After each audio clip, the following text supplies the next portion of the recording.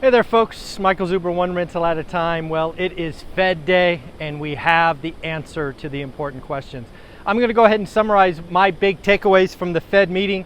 But first, let me apologize. I'm actually out for my morning run. It is quite humid where I'm at. Anybody know what this is? That is exactly where we are staying and having a good old time. So again, I'm a little sweaty. I am repping Team Happy shirt this morning on my run. I miss happy and sunny. But without further ado, let's get into what the Fed had to say, what you and I have talked about, and I want to hear from you.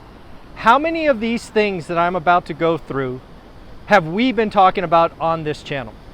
Did I get them right? Did we get them wrong? What happens next? So first and foremost, we got the Fed rate decision, which was a quarter point. Again, I've been very clear and frankly calling for a quarter point for 6 months. I will admit that I was a little disappointed. A little part of me had hoped they got ballsy and did 50 basis points, but that alas wasn't in the cards. Jerome Powell is about giving the market what they want, and we will just have to deal with that. So next, Jerome Powell tried to talk tough, right? And the market doesn't believe him. We talked about this yesterday and the day before, saying on Fed Day, Jerome Powell is going to give us a quarter. He's going to talk tough, and the market doesn't respect him. Look at the bond market. The 10-year is down to 3.4. So yes, folks, the market doesn't believe him. Next, Jerome Powell has basically said more rate hikes are coming. Jerome Powell has been clear that he expects 2 more rate hikes, but is willing to admit if data comes in better than expected that we may only get a quarter more. And what have we been calling for on this channel?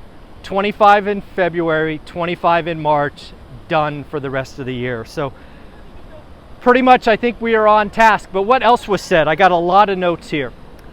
First, disinflationary process has started. What does that mean? Basically, goods inflation is coming down. Again, something that's important to understand, and more data coming. 2, premature to claim victory against inflation. Jerome Powell doesn't want to repeat the 70s, and I think, he's going to give us that quarter in March no matter what. We need to watch the jobs data. Folks, did you see the JOLTS report this morning? We are over 11 million job openings. The ratio was 1.7 openings to unemployed. It is now 1.9. We are at a record high for job openings. And the job wages was 7.7, I believe. It might have been 7.2. I'm going from memory. Don't expect rate cuts in 2023. I agree with that. I think anybody hoping for a Fed pivot, meaning a cut in 2023, will be sorely misguided. But that said, I don't think we need a cut. I think we need the Fed to be done. I think they are done in March, and we can get on with our lives from there. So I am very encouraged by what we've been calling and where we are at today. Next, if inflation falls, and this was from Steve Leisman's question on CNBC, if inflation falls fast, we will adjust. That quote from Jerome Powell to Steve Leisman will open the idea to Fed rate cuts. I can't believe it is out there now. But yes, more and more people are going to talk about Fed rate cuts in 2023. Again, I don't expect them. More on that later. Jerome Powell, it is certainly possible that the Fed funds rate or terminal rate will top out below 5%. Exactly what I'm calling for. It'll get to 4.75 to 5% next month and be done. Jerome Powell, we can get to 2% inflation without a significant downturn and without severe increase in unemployment. That is the Goldilocks scenario that lots of people are pricing in. Goods prices are clearly coming down. Yes, stuff shipped in cardboard boxes is coming down like we expect. Powell expects housing information to trend up before it trends down. Folks, remember, we've talked about the easy stuff. We talked about the hard being housing and the very hard being wages. Jerome Powell is now saying what we have been talking about on one rental at a time. The housing data will not get better until the summer. It just is what it is. Central banks could conduct a few more rate hikes to beat inflation.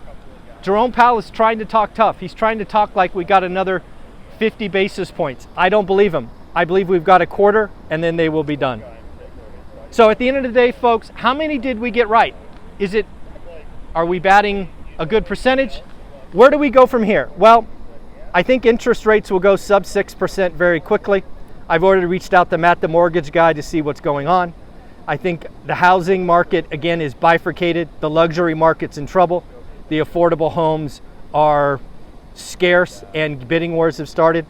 So at the end of the day, for me, it is what we've been expecting. It's what we've been talking about.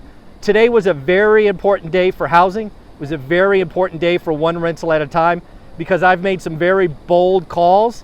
And let me know what you think. How are we doing? Folks, I'm going to go back on my run. I'm sorry for being a little sweaty. It is very humid here.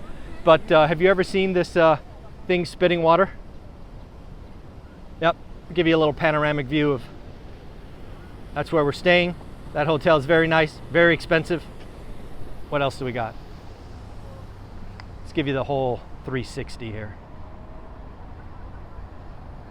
There you go. There's actually a WeWork building up there somewhere. Can you see it? Where is it? There it is. Can you see the sign? There, where is it? That one. That's a WeWork building. Anyways, folks, have an amazing day. I'm going to go back on my run. Sorry for being a little sweaty, but, you know, got to stay in shape. Bye.